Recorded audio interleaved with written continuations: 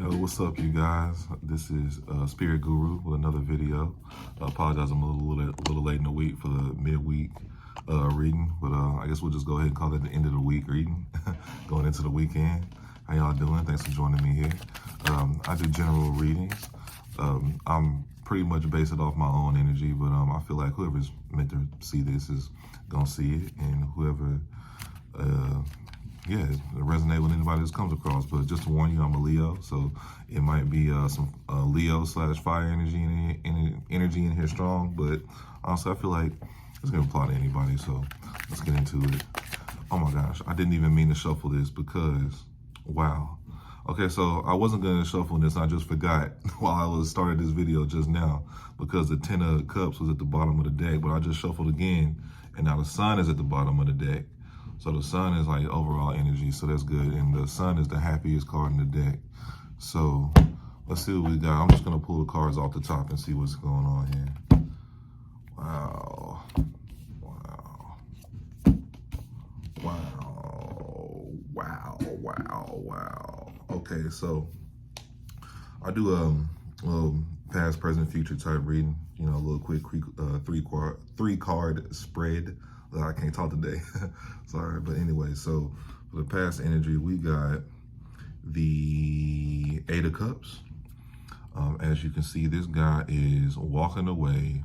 See all the water in the background, and that's represents emotions. And this is an emotional walk away. It's something that you walked away from that was very hard to walk away from. You know, so I'm seeing either a breakup with a person, breakup with a place, breakup with a thing, something that you invested a lot of in emotionally that just was not giving you the return that you wanted it to. So you just ended up having to walk away, like do what's best for you, you know what I mean?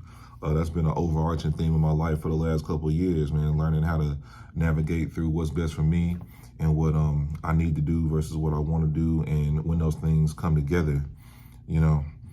And sometimes it's hard, man.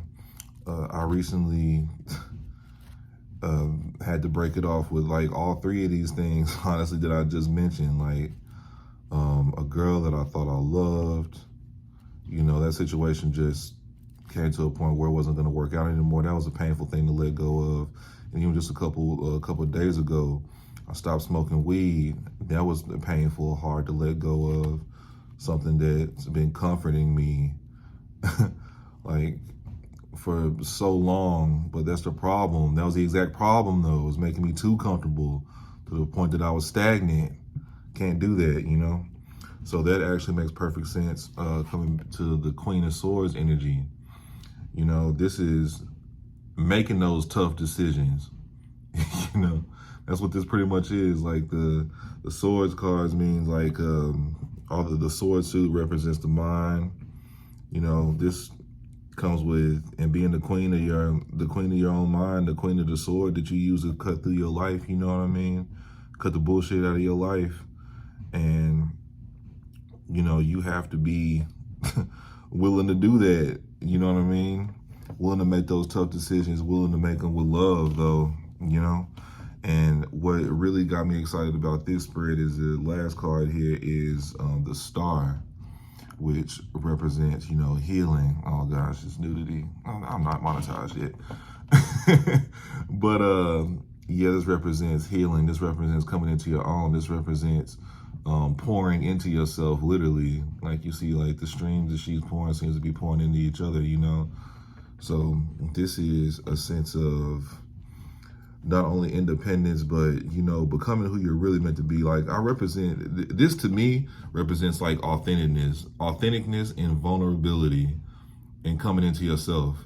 And it's so crazy that this is the exact energy I'm embodying nowadays because of the next 60 days. I decided to embark on my 60-day challenge that I did a couple years ago. Like once again, you know, I'm gonna put the what you need to do for that in the bottom of the description too, if anybody else wants to join me on that. And like I said, whenever you see this video, it's a perfect time to stop, and it's perfect time to start. God damn, I can't talk. So let's get some clarifiers for here. So I'm just gonna pull them straight off the top of the deck. Ain't got time to shuffle. More cup cards. Okay, got you. Ace of Pentacles. King of Pentacles. Ten of Pentacles. Death. Woo! Okay, these are some strong clarifiers. First, we got the cards clarifying the Eight of Cups, the situation that you had to walk away from. We got the Seven of Cups and the Magician. You know, this is you realizing that you have a choice to make and you taking control and doing the choices that's what's best for you. As you can see, like, there's cups in all of these, you know? Like I said, like, whatever, this is the thing I love about tarot. Whatever you see is what you're meant to see, and you have to trust that. And, like, once you, like, learn the meanings of the cards, like, it all makes so much sense, because it's like, ultimately, you chose to take control of your own power. You realize that you yourself have what you need, and then you made the choice that you needed to make, and that choice was walk away for the betterment of yourself. And that is further explained in the current energy. When we got Ace of Pentacles, that means that there's new opportunities for money, stability, and the King of Pentacles, which is like, much like the Queen of Swords is, you know, the royal figure of making your decisions. This is the royal figure of your stability. You know, you're embodying this energy. You're deciding, like, pretty much like, fuck bitches, get money. That's the attitude here. You know what I mean? Basically setting yourself up to do what's best for you. And not only are you doing that, you're doing it in the most authentic and most vulnerable way possible. So this means passion, which you believe you're really here on this earth to do. And which is, for me, inspire others and express myself and inspire others. Inspire. Express myself and inspire others. That is my purpose. I've decided that. That's what I'm doing here with this tarot thing. That's what I'm doing with my music. That's what I'm doing with my other YouTube channel, which is going to lead me into life coaching. I've learned to let go of the how, you know, and I feel like that's kind of like where the Death card is, because there's an old version of me that was really stuck on the how, who wouldn't move unless they had a clear path, a guaranteed path on how to do things. But that's the thing about life, that there's no guaranteed path. Like, we stand in one place and there's so many, like, there's infinite paths branching out from where we are, and we can choose to take any one of them at any time, you know. But that's the beautiful part about it, is learning when to let go of the old version of yourself and realize that what you really want is just everything. Like, see, I'm always been the everything type of person. Like, when I go to a restaurant, I want the best thing on the menu with all the fixings. If I buy a car, I want the car with every fucking bell and whistle on it. You know what I'm saying? When I buy clothes, I don't really, I like things that I want. When I dress myself, when I put myself out there, I want everything about me to be shown in some way, you know.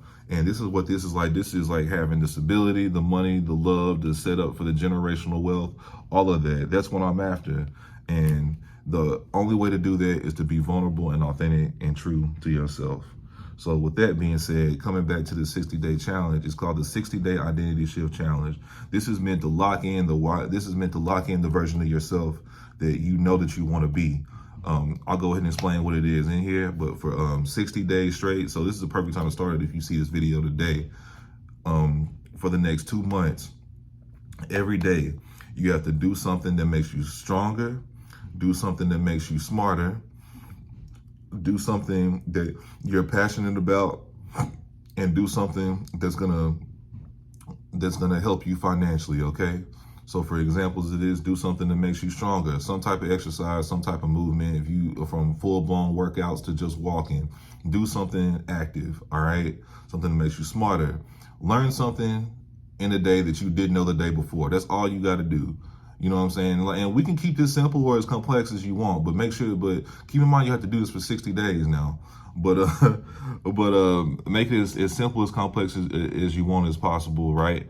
So after that, what I say, do something you're passionate about. Only you know what that is, you know. There's something you've been putting off, a passion you've been wanting to do. Whether it makes you money or not, that's not the point. It has to make you happy. It has to make you fulfilled. You have to get to that feeling at some point every day if you want your life to look like a life that where you're living your passion every day. I mean, it's that simple. You know what I'm saying? And do something that's going to add to your abundance. This is at first it was just the first three when I did the challenge the first time, but now it's added something to yourself financially, because financial stability is like a huge like anxiety like repellent. You know what I mean? I'm sure a lot of people agree. Like there's really nothing worse than worrying about when you're gonna get your next check or what your next meal from. Because that's just like at our core, what we're here to do is like survive, number one, and then once we get so good at surviving, then we start thriving. So let's get to the thriving part as quick as possible. And one more thing, you have to give up something. You have to sacrifice something. You can't touch it for 60 days, the entire challenge.